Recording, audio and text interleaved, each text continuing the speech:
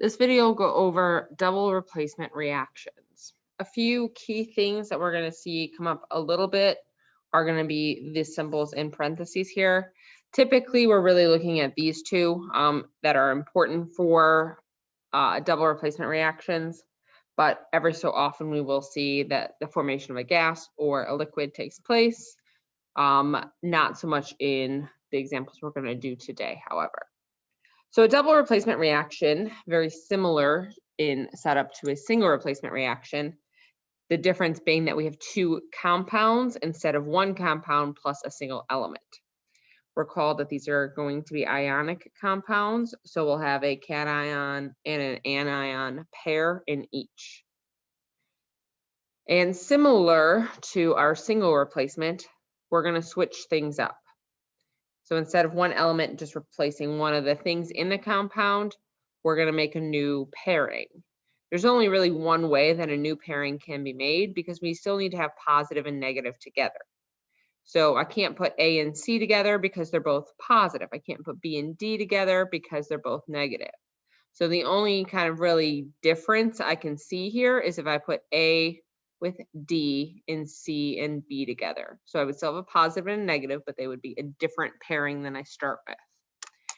The way I typically like to think of it for myself is just switching A and C and making the correct formula with then the opposite negative charge thing.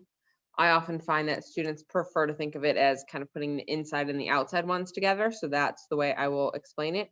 As long as you switch up the order, it doesn't really matter which of these goes first. So I could have AD first, or I could have CB first.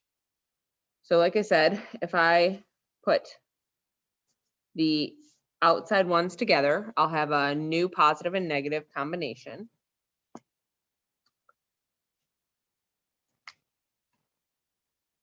And then I can put the inside ones together.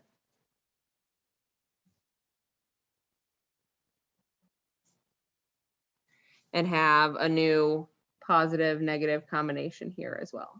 Now, be careful when you do the inside ones because most people want to put B and then C and just write them in order, but we still need to put the positive one first. So I'll put C and then B. Again, it does not matter the order of the compounds. If you put CB plus AD, that is fine. The important thing is that we have switched. So now different positive and negative end up together. Similar to single replacement, we do need to make the correct formula based on their charges. So we'll go through some examples where we're going to be seeing this. The first example I will go through will be if we had NH4OH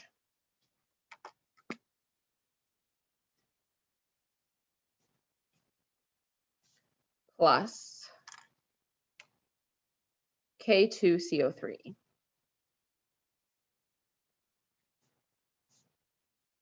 Now, when we have two reactants in a double replacement, it is important that we know that both of them are going to be considered aqueous, meaning that they're dissolved in water. They're in solution form.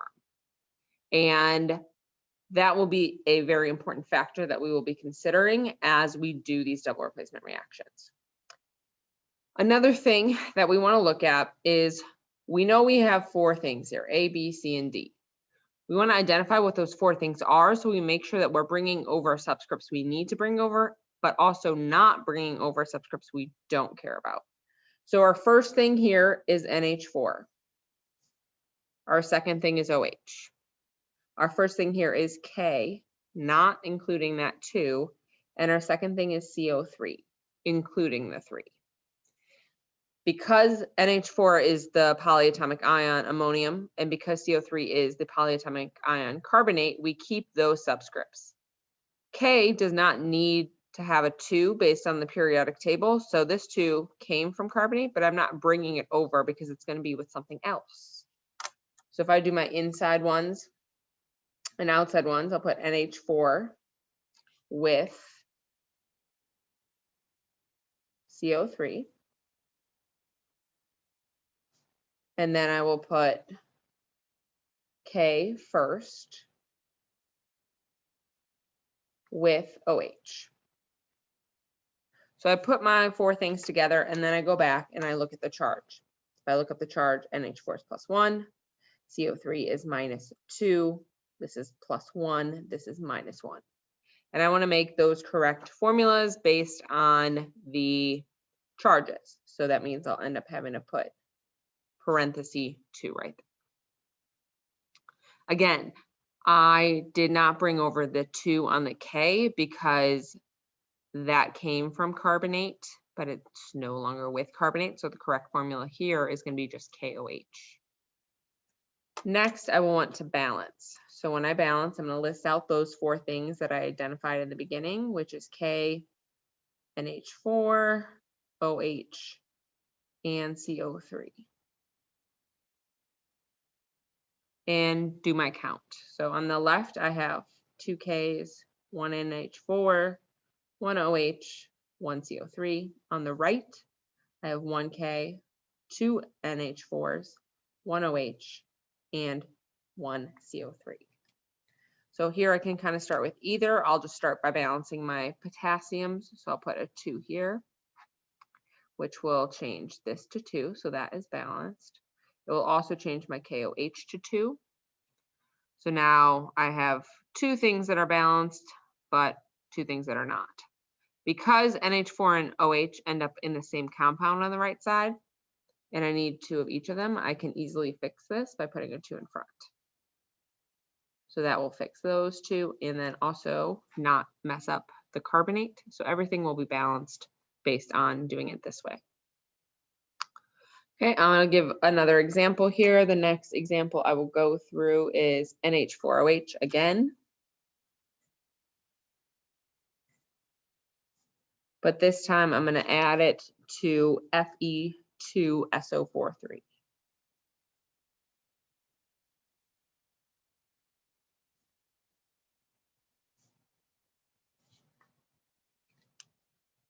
I still want to identify what my 4 things are. So my 2 cations I'll box in, NH4 and Fe. I box in the 4 here because it's part of ammonium. I don't box in the 2 here because it's not part of iron. I'll circle my anion. So I have OH as my negative thing, and I have SO4 as my negative thing over here. I'm not circling this 3 because it's not part of sulfate. The 4, however, is part of sulfate, so I can't just erase that part. So now inside, outside, I'll put NH4 with SO4, and I'll put Fe with OH. So again, I'm just putting the boxed and circled things together first, and then I'm going to go back and figure out my charges. Now, everything that I put a charge above is something that can be looked up on our sheets, except for iron. So iron, because it is multivalent, I don't know what the charge of it is just immediately. So I need to go back over here and decide. We know iron can be 2 or 3. Based on the fact that there's a 3 right here, I'm going to infer that it is iron 3. And that would be correct. So make my formulas.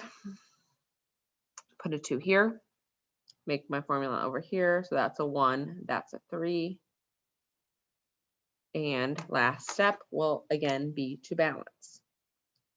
Fe, NH4, OH, SO4.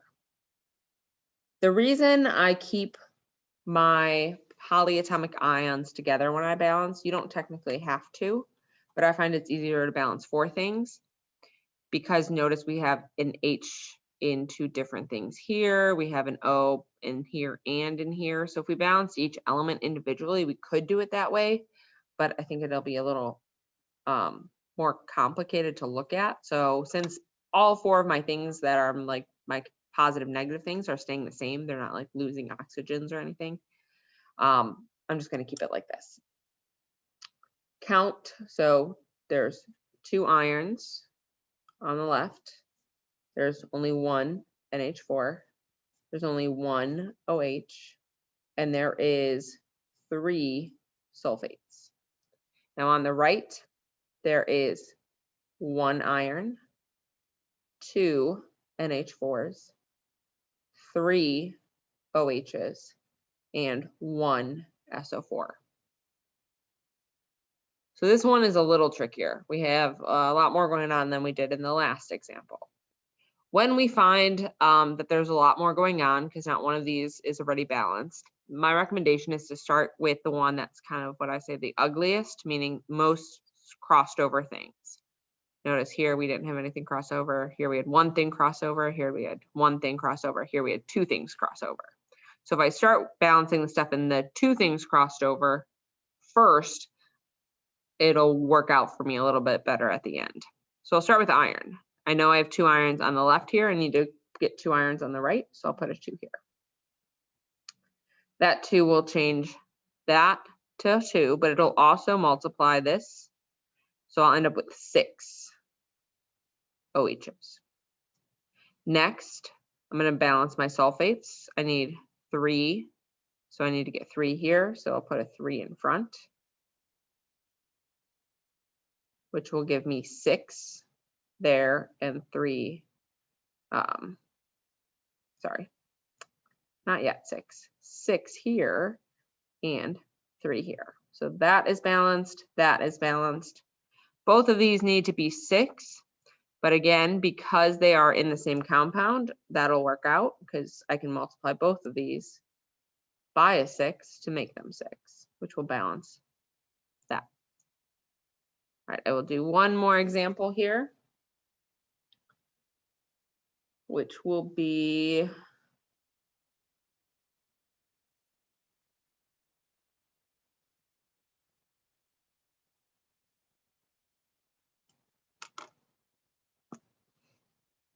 NiCl2 plus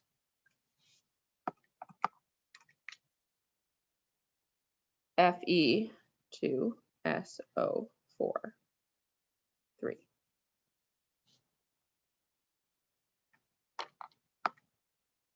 First step is figuring out what my 4 things are. So nickel and iron, again, don't care about that 2. Chlorine, again, don't care about that 2 because chlorine doesn't automatically come with the 2.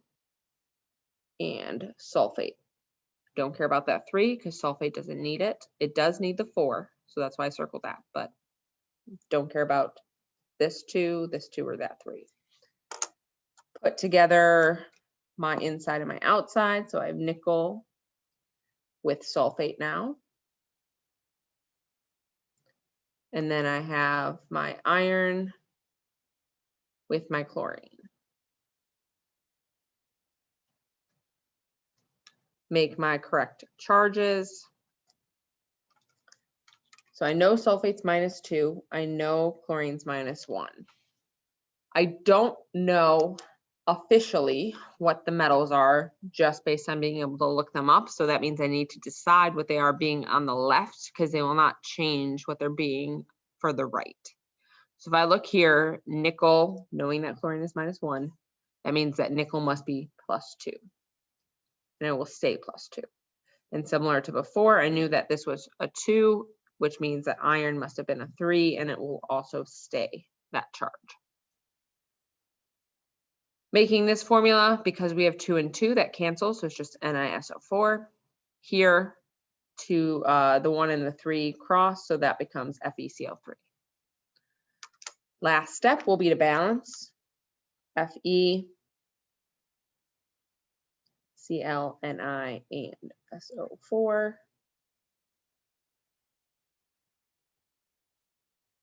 2 irons, 2 chlorines, 1 nickel, 3 sulfates, 1 iron, 3 chlorine, 1 nickel, 1 sulfate. Again, I'm going to start with the ugly one, which is this. If I put a 2 here, that will fix my iron. 2 times 3 will give me a 6. If I then do my sulfate, I'll put a 3 in front. Fix my sulfates. I need to balance out my nickel and my chlorine. So I need 3 nickel and I need 6 chlorine. If I multiply both of these numbers by 3, that will work out because 3 times 2 is 6 and 3 times 1 is 3. So a 3 in front will balance that reaction for me, and then this will be assumed to be a 1. We will get into the solubility part of this, so we will need to look at our sheet to decide if they're aqueous or soluble. It is again assumed that our reactants are aqueous, so we can mix them in solution form, which is important. Right now, we're just trying to rearrange things, and then we'll talk about what it means to have a double replacement considered a no reaction.